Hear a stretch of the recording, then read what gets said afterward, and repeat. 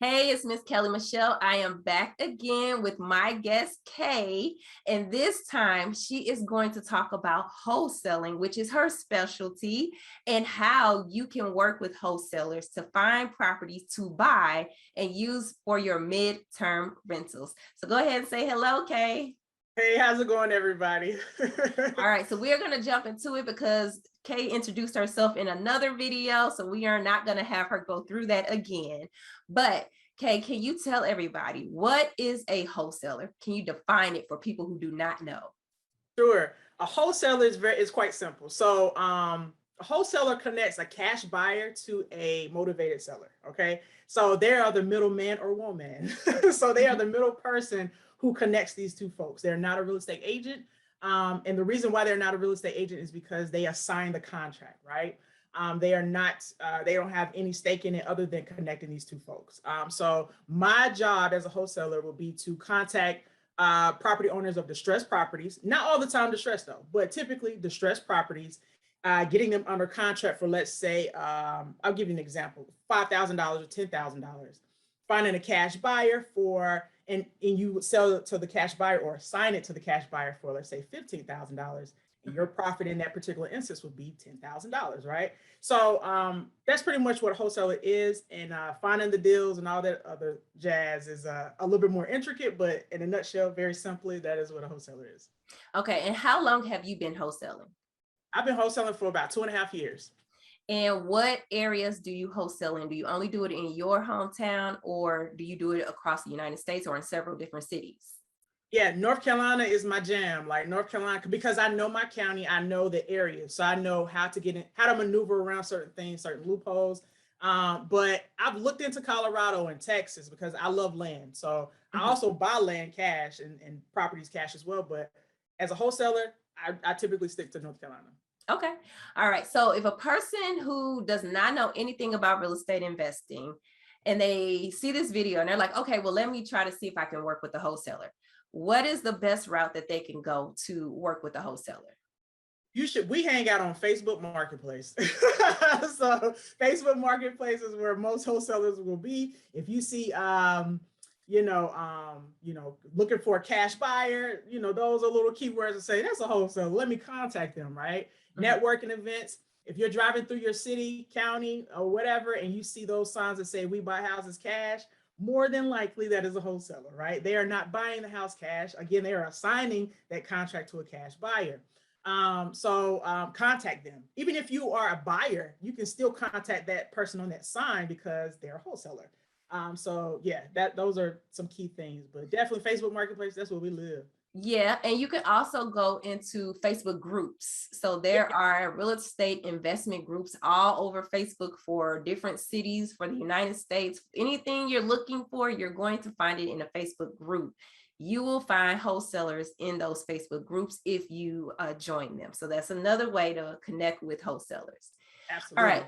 So when a person connects with the wholesaler, say they connect with you, what should they expect when working with the wholesaler? I would say they should expect, okay, it's a difference between what they should expect and what they'll get. And I would discuss some things that you should be like, look out for, right? So when you're talking to a wholesaler, ensure that the communication is tight up front, right? So you want honesty from beginning to end. You want to know as a buyer, what is going on with the property, all the things that are going on with the property. Why is the property, everything, what's going on with the seller.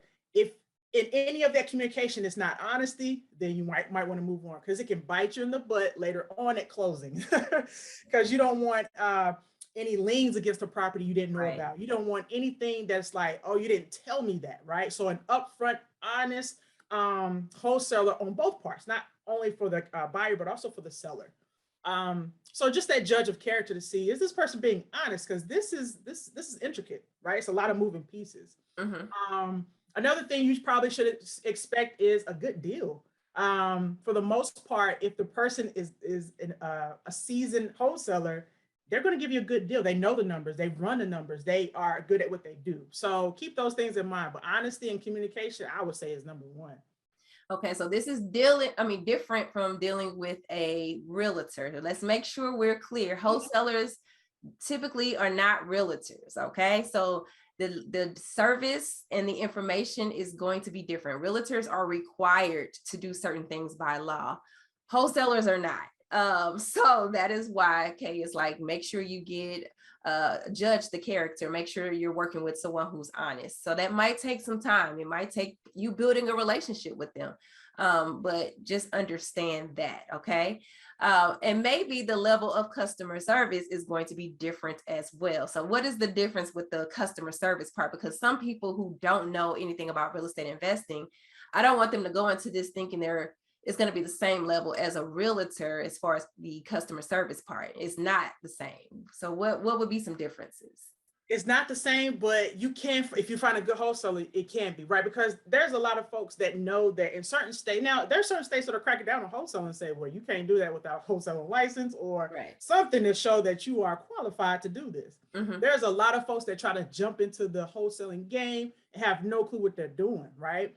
And in that event, customer service will be poor, but this is a people business, right? So I'm not only trying to please and really get to the bottom of things and get a good deal from the seller, but I'm also trying to help the buyer as well. That communication is very, very key. What can they expect as far as customer service? That may depend.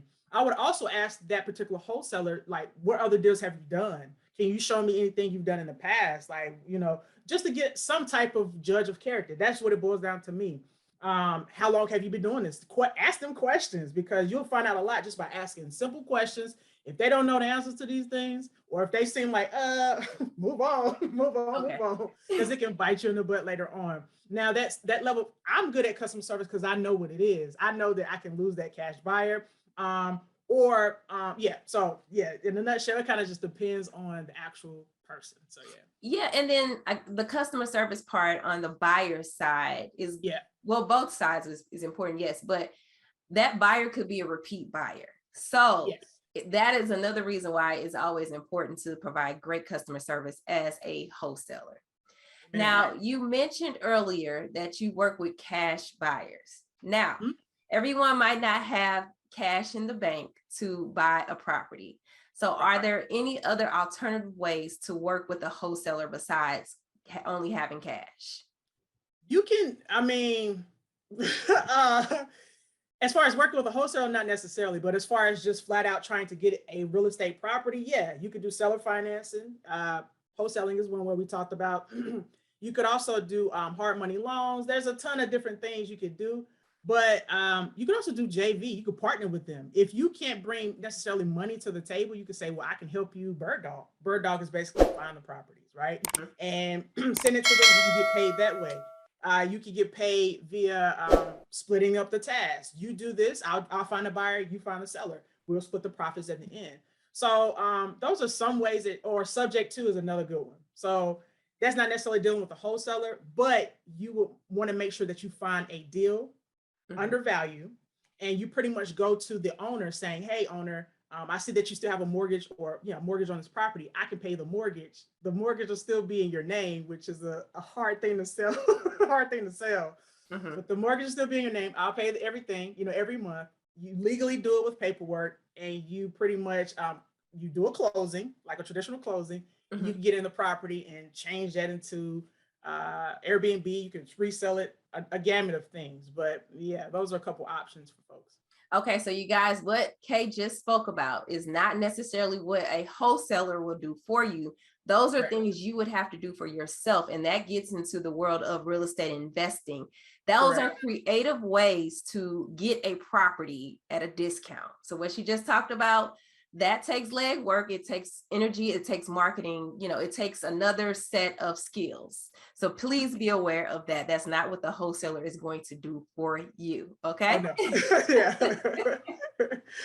No, but it's important to me that people kind of understand that there are options to get properties. And we talk about, just straight buying a property like with a mortgage or rental arbitrage with Midterm rentals, but you can definitely get creative and find a property if you're willing to brush up on some new skills and go out there and do it. Okay.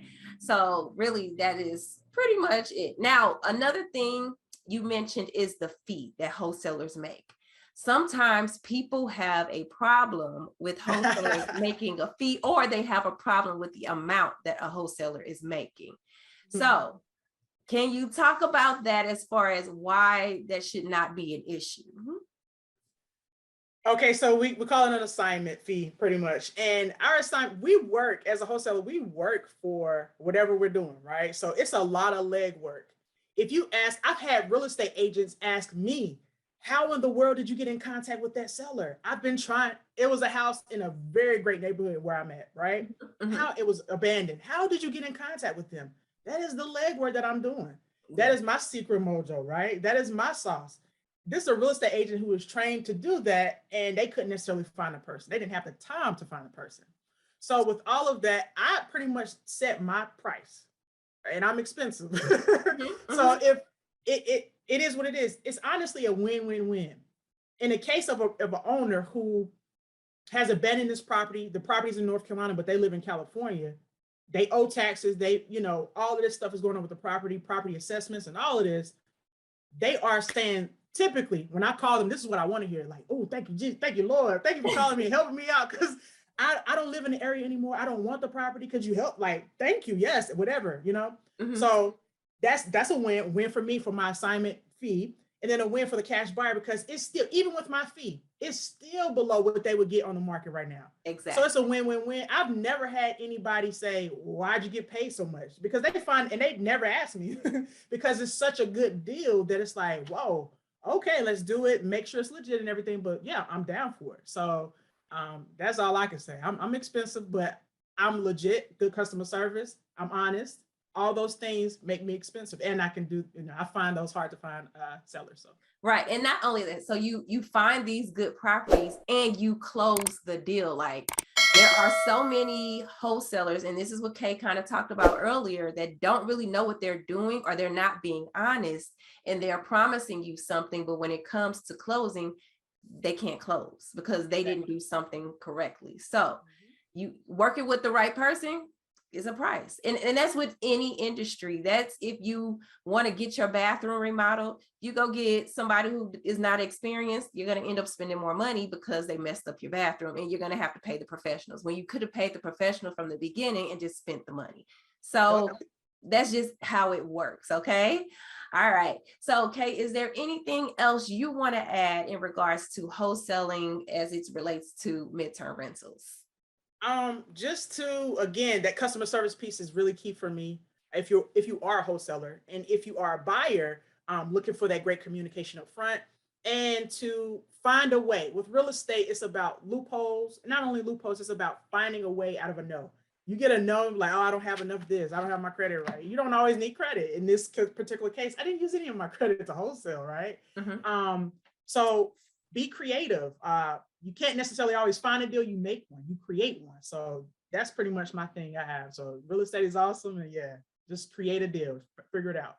And one more point I want to make, that even if you pay cash for a house and you get it from a wholesaler, once you get that property fixed up and get your midterm renter in there, you can always refinance and pull money back out. So the money you might have put in, you could possibly pull that back out depending on how much equity is in the home. And when you get it from a wholesaler, there's always going to be equity in the home. All right. Because typically they tend to buy, and correct me if I'm wrong, but isn't it like 65 to 70% below discount? Below the actual value of the house if it was fixed up. Okay. So can you quickly give us an example of what that means so that people are clear about that? So basically, we try to get properties 60 to 70% discount from the after repair value, right? So like she was saying, it still comes out great for the cash buyer, great for me. It's a win-win-win again for everybody. So yeah, in a nutshell, that's you pretty much stated it. Then we try to get a discount, a deep discount. So if you are selling something to someone, let's just say you find a property, it's $100,000, right? And you're getting it at 65 to 70% below the value. The value of it after it's fixed up, which is the after repair value, is $200,000. So again, and this is a similar example I've used before, if you put $20,000 into the property to fix it up, you still have all of that equity, which is what, $80,000. of equity sitting in the property. So you could do a refinance or cash out or whatever and pull out all of that money or a percentage of that money, depending on who you're working with, okay? As far as the mortgage company. So that is how it works in layman's terms for those of you who do not know anything about real estate investing. And you still have your tenant in there for your midterm rental. So you're still going to be making money off that property. All right. All right. So that is all we have for you, Kay. Go ahead and drop your information and how people can contact with you or get in contact with you, especially if they want to invest in North Carolina. All right. So Money Moves with Kay is my YouTube channel. Also, you can hit me up on Instagram, Money Moves with Kay. Those are 2 ways to kind of get in contact with me. So yeah. All right. All right. So thanks you guys for watching. Make sure you check the description below for my free stuff and all of my links to work with me. And Kay's information will be below in the description as well. Make sure you like and subscribe, and we'll talk to you guys later. Bye.